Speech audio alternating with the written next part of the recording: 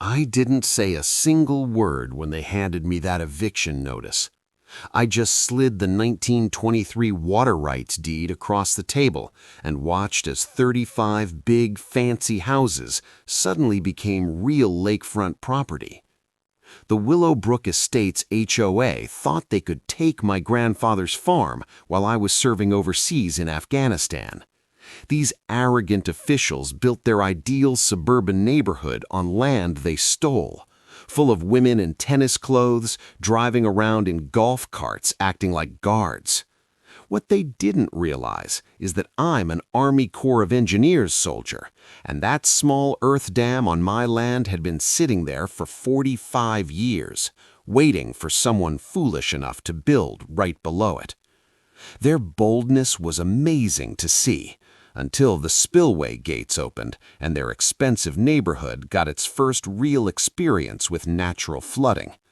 This whole thing was going to be very satisfying. Where are you watching from? Drop a comment below, because you're about to see the greatest HOA defeat ever, using federal water laws and simple gravity. Let me tell you about myself. My name is Jake Morrison. I'm 34 years old, work with the Army Corps of Engineers, and I'm the third-generation owner of 47 acres of good Texas land just outside Austin. My grandfather, who everyone called Pops, bought this place in 1955 when Austin was still a quiet college town and barbecue places were way more common than tech businesses. Pops was the type of man who believed in caring for the land and helping the people around it. In 1978, he built a simple earth dam on the property. It wasn't anything fancy, just solid engineering to collect rainwater for the cows and to assist neighbors downstream when it was dry. The Army Corps of Engineers even helped him plan it. Pops always said that one day the back 40 acres would be worth a lot, but for now it was just nice rolling hills where we raised cattle and where I learned to hunt as a kid. Then I did 2 tours in Afghanistan, where I worked on water systems and building projects. It turns out that handling water in a war area teaches you how valuable fresh water is and how fast people will argue over it. While I was on my second tour, Pops died. The land went into a trust looked after by my good-hearted but busy sister Sarah, who lives in California and knows about as much about Texas land rules as I know about surfing. She hired a local company called Lone Star Land Services to pay the taxes and keep things up. The taxes were paid on time automatically, but here's the problem. Sarah never really checked the tax notices closely. That was a huge error. Now meet the bad guy in this story, Margaret, or Maggie Thornwell, 52 years old, president of the Willowbrook Estates HOA. She's the kind of woman who drives a white BMW X7 and wears tennis outfits like their office clothes. Maggie has that special fake nice attitude that some Southern women get really good at by age 45. You know, the type where they smile while hurting you and make it seem like they're helping. Maggie is married to City Councilman Rick Thornwell, which explains a lot about how she gets her way. She has a name for neighborhood improvement projects, which really means pushing out anyone who doesn't match her perfect suburb dream. The scent of her costly perfume can't completely hide the smell of cigarette smoke and superiority that follows her everywhere. I came back from my tour in August 2023, excited to finally spend good time on Pops's land. I drove down the old gravel road past the big oak tree where I carved my name as a child, expecting to see the usual open fields and the small dam shining in the Texas sun. Instead, I saw building crews, cement trucks, and markers all over my back 40 like an invasion. The sound of gravel under my shoes felt heavier, more angry. I could taste the dust and feel my own growing rage as I walked up to the site boss. "Sorry, pal," he said, not sounding sorry. "We have all the permits. This is Willowbrook Estates land now." I called the cops. Officer Martinez came and told me, looking uncomfortable, that the HOA had made an adverse possession claim while I was away. It seems if no one is using land for a long time and you can show you've been making it better, you can sometimes take it. It's an old rule meant to stop land from staying unused, but now developers and HOAs love using it to grow. That's when Maggie showed up, driving her golf cart like a boss. Her voice had that honeyed tone that made me want to protect my pockets. "Your family left this land alone, dear," she said with a big smile, like she was kindly helping.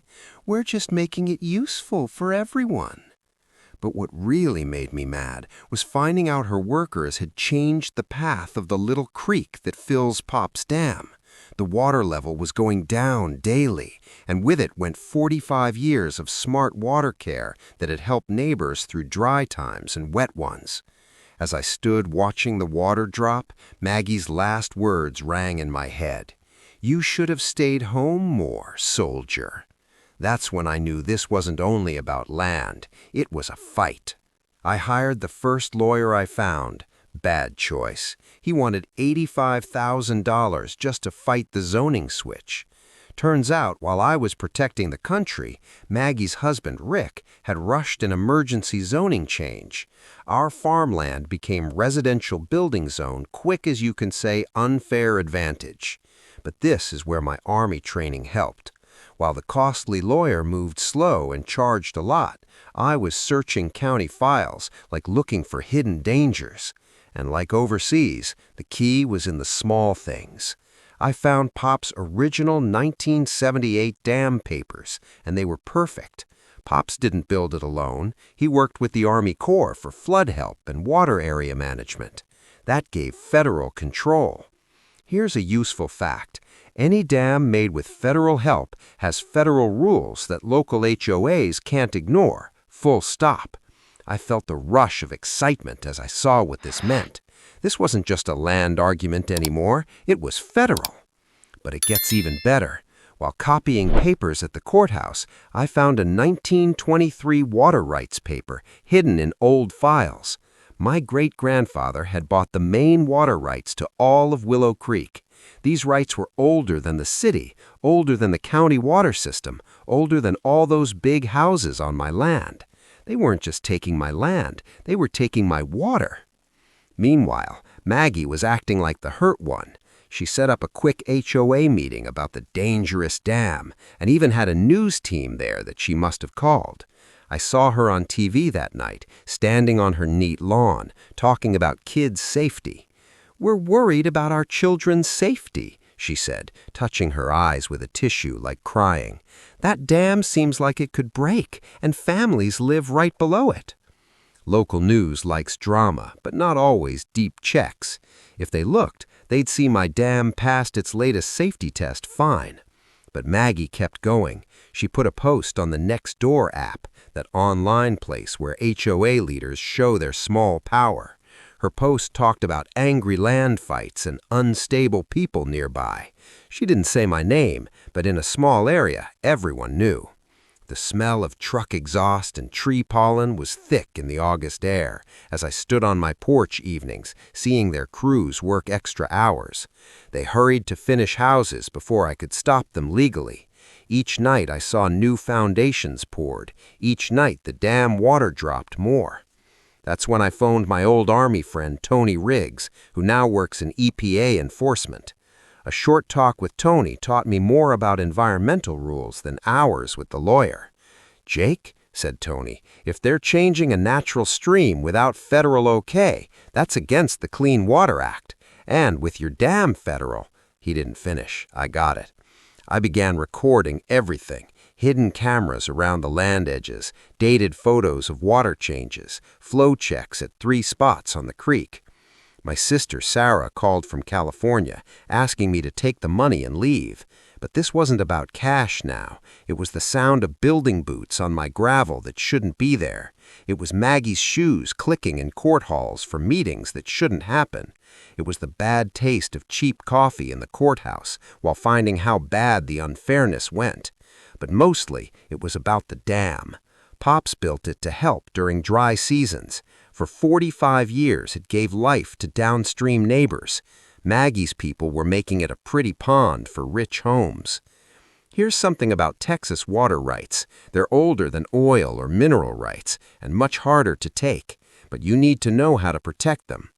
Watching another cement truck go by my window, I knew this wouldn't win in court with big lawyers. It would win with engineering. Maggie turned up the pressure. She started what she called a neighborhood watch patrol. 3 HOA members in same shirts who sat at my driveway like a border check. They took pictures of visitors, noted car tags, and told the sheriff about strange activity. The bothering was clear scare tactics. Noise complaints when I played my radio for farm jobs, ugly building fines for my good old farmhouse from 1962, danger reports about my septic that passed check months ago. The worst was when Rick used his council spot to call a wellness visit on me through veteran help. They thought I was a struggling soldier with return problems. The worker who came was sorry but did her job, checking lists while Maggie watched from her cart like overseeing. Then the big attack came. Building checker, fire officer, health team, and animal control all arrived same day like a rule team. Each found small issues needing costly fixes. The building guy, a friend of Rick's, said my porch needed $8,000 base work. I saw the pressure move right away, same as in war areas, to make people give in with too many rules. But I could play too. While they buried me in papers, I made calls. Tony at EPA liked hearing Maggie's HOA never did needed wetlands check before moving the creek. Any work changing natural water needs federal environment okay, even private land, and fines begin at $50,000 a day. The smell of new concrete in hot summer reminded me time was short, but my searches paid off big. I learned their whole neighborhood was built in a 100-year flood area per Army Corps. Insurance said no at first until HOA gave flood plan. Their fix? Move Willow Creek away from new houses forever and let my land flood instead. Another fact, lying about flood danger for insurance can be criminal, not just money penalty, federal mail crime. Digging more, I saw this wasn't Maggie's first time. Her old HOA in Houston paid $2.3 million EPA fine for same creek move trick. She left just before charges and started here in Austin for new targets. Maggie spread talk about my mind health and danger. She hired a detective for my service records and started a request to take my land as unsafe. "We have kids playing here," she told the paper. "We can't have troubled people risking safety." But while she acted hurt, I made friends. I talked to other HOA victims online and saw a pattern. Maggie's group took 6 small lands in 3 years same way. Pressure, bother, rule fights, and odd zoning that helped Rick's building firm. I worked with old neighbor Mrs. Chan, whose family garden died without creek water. I met Miguel Santos, whose farm lost zoning by Rick 2 years back.